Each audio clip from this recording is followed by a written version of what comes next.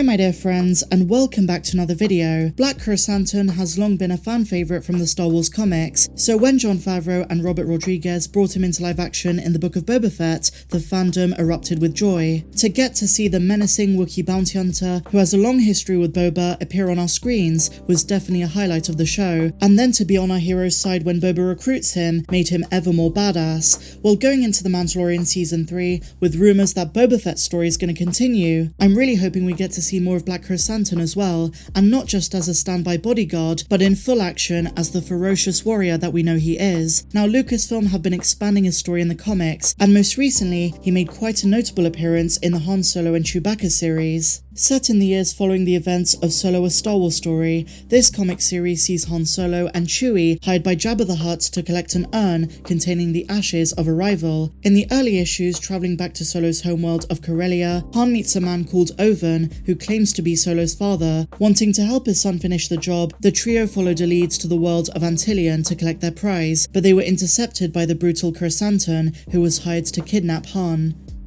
In issue number 4, Chewbacca and Owen decide to track Black Krrsantan back to his employer, who wants the urn just as much as Jabba does. Determined to rescue his partner, Chewie faces off with Black Krrsantan and officially kicks off their rivalry that would last for years. However, their battle would have been their last had Chewie not been prepared to fight dirty to save his friend. This Wookiee versus Wookiee battle would have been amazing to see in a live-action setting, although admittedly, very difficult to pull off without looking cheesy, and while Chewie ends up using a thermal detonator to escape, this comic shows us a side to Krrsantan that we've not really seen before. But don't get me wrong, in the Book of Boba Fett, it was quite a spectacle to see him take on those Trandoshans, but if he does appear in Mando Season 3, I'd love to see what he can do on a greater scale. He's a character that fans go crazy for, and it's understandable why. And let's be real guys, we are sorely lacking in Wookiee appearances in recent Disney Star Wars projects, and so if Chewie doesn't come into the Mandoverse, then Santan will be a lovely staple for that Wookiee fix. What do you guys think? Now, what's really interesting that very few people consider is that Krrsantan was alive during the High Republic, but those books and comics haven't explored his backstory yet,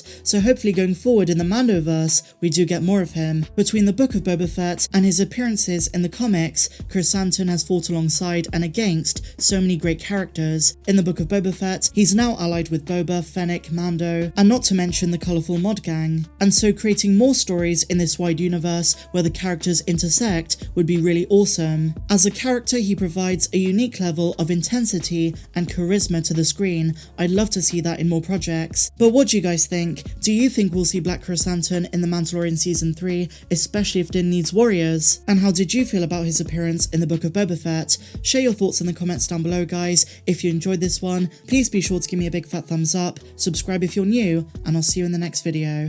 May the Force be with you always. I'm Star Wars Meg. Have a good one.